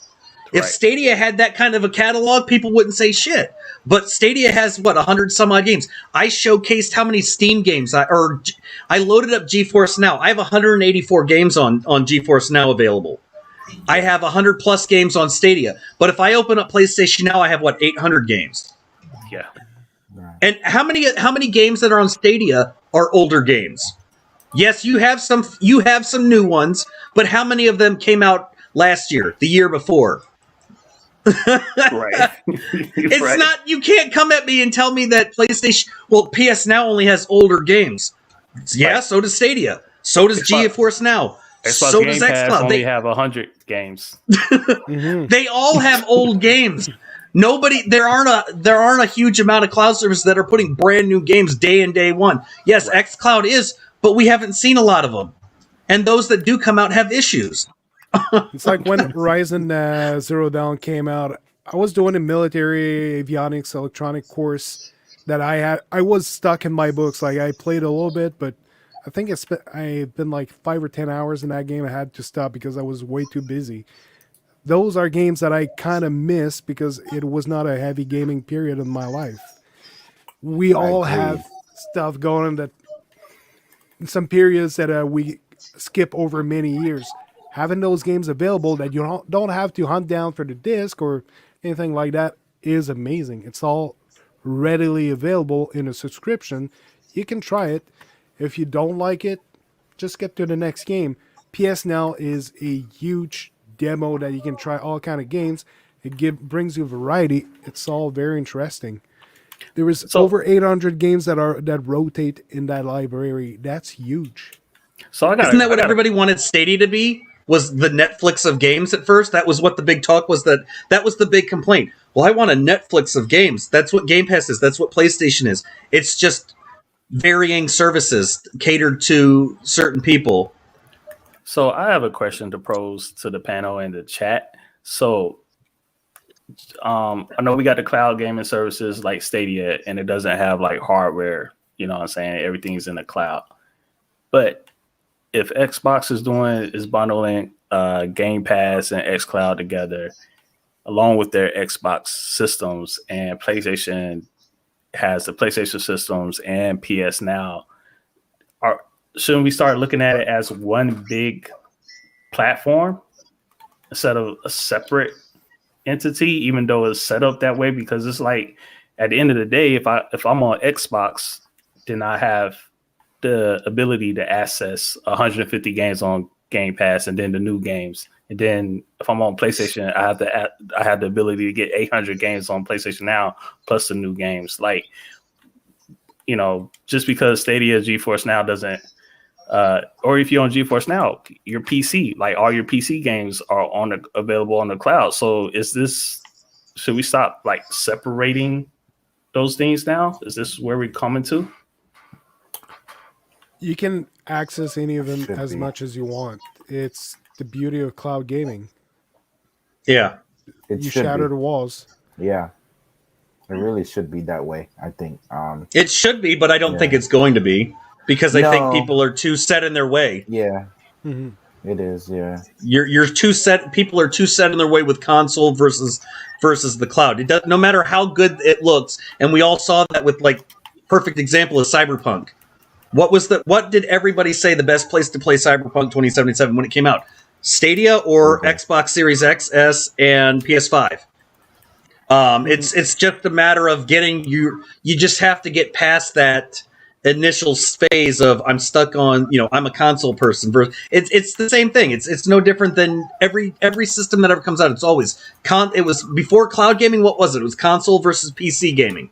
We had these same discussions could have been going on for hours and hours between console and PC, and now we don't talk about PC gamers anymore. Now it's console versus the cloud. Mm-hmm. Or even handhelds like DS versus Nintendo. Like, why am I getting the DS and getting the Nintendo Wii U at the same time or whatever? And now it's like everything is here. Yeah. Well, and Face Crook said Game Pass has 400. Game Pass may have 400, but what DrSpaceman said was xCloud. The xCloud catalog, the cloud version of Game Pass does not have 400. It is a limited collection because it is a baby app. It's a beta. And that is why it doesn't have the full catalog.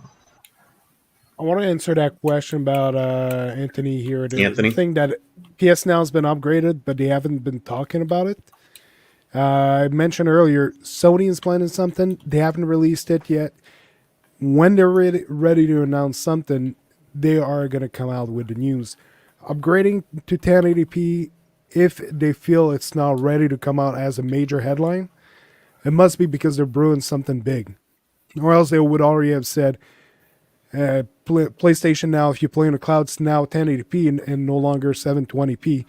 It's moving fast. Something is going on.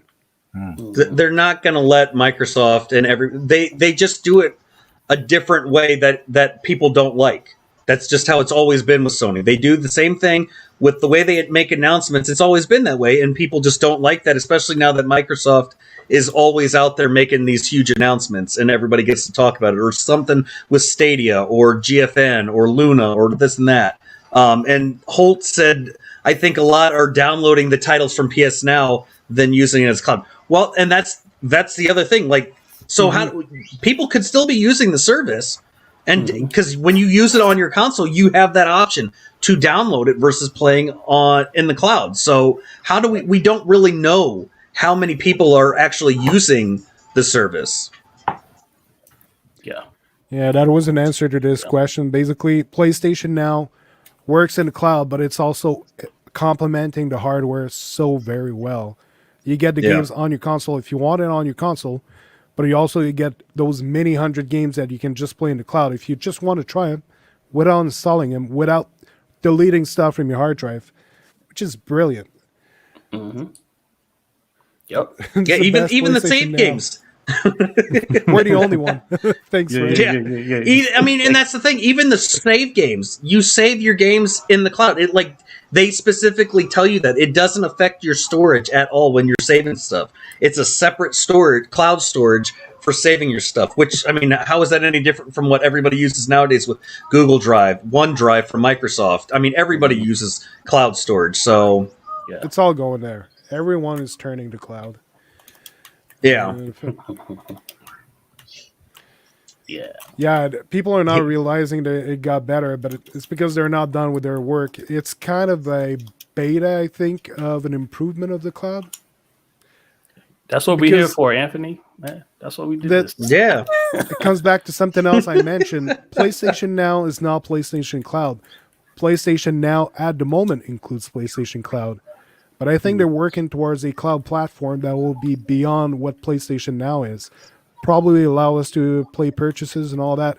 It's a lot of ifs, but if they're not announcing it as it's the new 1080p in the cloud gaming, it's probably because this is not a product they want to sell in the end. They're just working their way towards something that they will announce at a later date. Well, yeah, it's like how many what ifs were there about like the Nintendo Switch or xCloud when they were talking about it? I'm sorry, Anthony, tell us how good that next gen Stadia technology is. Oh, that's right, that's a what if, because we don't know anything about it and it probably will never happen, or maybe it will. I'm just saying. Let me see show me that Gen 2 technology that Stadia's got cooking up in the oven. I'm tired of hearing about that. Is that frame per second? Is Stadia actually going to do that, or is that in the Google graveyard? Right. Because they do love to do that. Like, I'm just saying, look what happened to that SG&E place, and Jade Raymond. Look where she ended up. Oh, y'all got her. They talked about 120 frames per second and 8K. You're going to tell me was on the stage when they announced Stadia. Yeah, but I started testing PS Now right after she left, and I'm just saying, you can't tell me. She may have signed something that says she can't tell anything, but they can't lock her brain out from the stuff she learned and the stuff she already knew. She knows stuff about Google she's not allowed to say, but she also knows stuff about a competition intel that Google got for Stadia. That is not Google stuff. That's not locked. So she knows who to turn to improve the service. I mean, how many other companies has she worked for? Didn't she work for Microsoft at one point also? I'm just saying, Google's like, you can trash talk PS Now all you want, but until you show me your kick-ass Gen 2 technology on Stadia, that's a big ass what if too. That's another smoke in the cloud that you got going on there. Oh man, Anthony want to come back to PlayStation so bad. Wait. He said Stadia made the statement that they'll update in the So you mean to tell me that they're going to upgrade the platform in the background? Like, so they're not going to tell us anything? Like, you mean like Sony? Sony already does that. So did Google just rip off Sony's idea of not saying anything because they don't like the backlash, and Sony already does that. And then when people do give backlash, Sony still ignores them because they don't care. It doesn't affect them. Right. Sony don't care, man. Oh, man. Good, man. Any slander against Sony, you know, that I mean, that's pretty much what anybody could do is just like throw slander at them. Oh, you know, PlayStation doing this and PlayStation doing that. But they did a lot of stuff that was innovating for gaming. We wouldn't like Blu-rays and freaking Blu-rays wouldn't even be as popular if it weren't for Sony or playing really games push, on CDs. Really push. Well, yeah, and really pushing the envelope with the PlayStation by adding an all-in-one entertainment console, gaming console. Because where did Microsoft get the idea from? I'm pretty sure they probably borrowed some bits and pieces from Sony because Microsoft didn't have a gaming entertainment system like Sony did. Right. I remember listening to my music CDs on my PlayStation 1. Right. Or putting a lot of people. Or A lot of people are talking about how the popular TVs. Game Pass. Yeah, but a lot of people are talking about how Game Pass is super popular right now. But It's because they're in the news. They just released the news about Outriders, like the number of copies it sold, and I think it's in the UK. They said Outriders sold way many more copies on PlayStation than any other system. So Sony is winning. It's not just the boxes that scalpers are getting and hoarding everywhere. They got consoles out there. They're selling way more hardware than the Xbox, and they're selling a lot of games. So Sony is in no trouble at all. They're in a very good position. I like I like Face Crook's comment. Why do y'all attack every other platform when we say anything negative about Sony? I'm not but isn't that the same? Go to a Microsoft only channel and start saying the same stuff about Microsoft does the same thing. Those Microsoft fanboys do the exact same thing. Go to Reddit and show me a community that does not attack one platform over another. You find me an Xbox community that does not attack Sony or Google Stadia. You show me the community. You show me a cloud community on Reddit or on Discord or on YouTube that is friends with everybody, that openly says, "I love them all. They're all best friends." Because let's see. I want to see. Yeah, go ahead. I was just saying we're just responding to the people in the chat. Like we're not attacking anybody for real. I mean, like, I may be coming off a bit aggressive. I may be coming off a bit aggressive, but I had knee surgery, so I'm allowed to. I play my pain meds. Yeah. But I'm sorry, but isn't Bill? What does Bill Gates use? I don't think he uses the Windows Phone. Doesn't he use Android or something or Apple? I don't even remember. Ain't he the one that invented Microsoft? Yet he doesn't even use his own phone that died. There's the number. Thanks, Paul. There you go. 83%. That's not a small number. Physical sales. Okay, yeah, it did come to Game Pass, but still, it's a lot of copies. Like, not everyone on Xbox has Game Pass. It's a lot of copies sold to PlayStation. But the other thing is, yes, I get it. It's Game Pass, but how many games are you going to have to delete to get MLB The Show downloaded? Because you do realize, like, the difference, like with PS Now on my computer is I don't have to download anything. If I have an Xbox and I have Game Pass, oh wait, I have to download that game, which means I have to delete games just to play another game that I'll probably delete because I want to get Call of Duty when it comes out. Oh man. Let's all be friends. Oh man. I'm not a Sony fanboy at all. If you go to my YouTube channel, you're barely going to see Sony content. I just recently started adding Sony content. Hell, if you're going to call me a fanboy, you may as well call me a Stadia fanboy, because that's the only thing you're going to see on there. This is a tag Stadia with the Stadia logo in your background.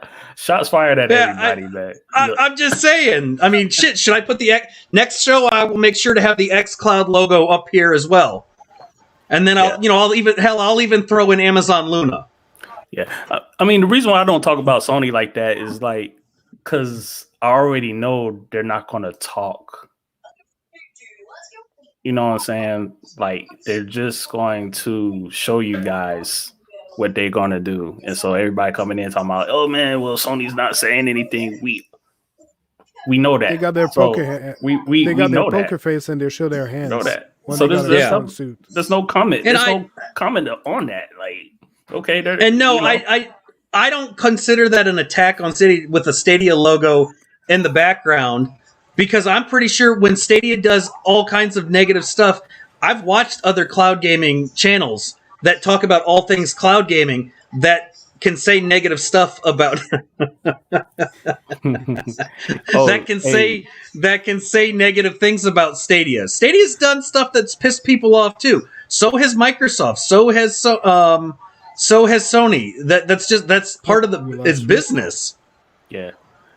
Hey, yo, Rictone had to jump off, man, but we appreciate him stopping Thank you, by Rick. and for his comments and everything. Thank you. He's going to jump in the chat and start ripping on Anthony.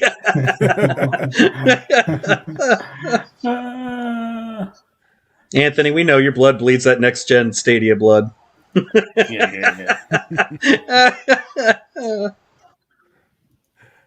My blood bleeds Stadia, so it's great to got a see lot of games to people show. hating on other platforms.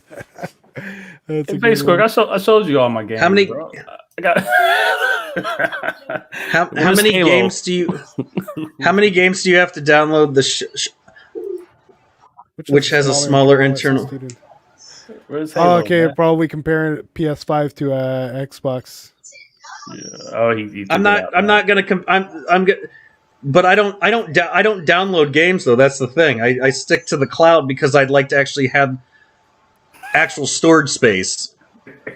Regulators mount up, man. So I'm gonna make me a pony song, man. That's what the people want to see. Got with the this piano in the back. here. I'm about to make me a pony song, man. Anyway, we're already a lot over our regular time. It was supposed to be a 90-minute show, and it's like an hour and 51-minute running now. We done burned past that. So, thank you very much, Rick, for joining us tonight. It was a fun one. And JD, where can we find you?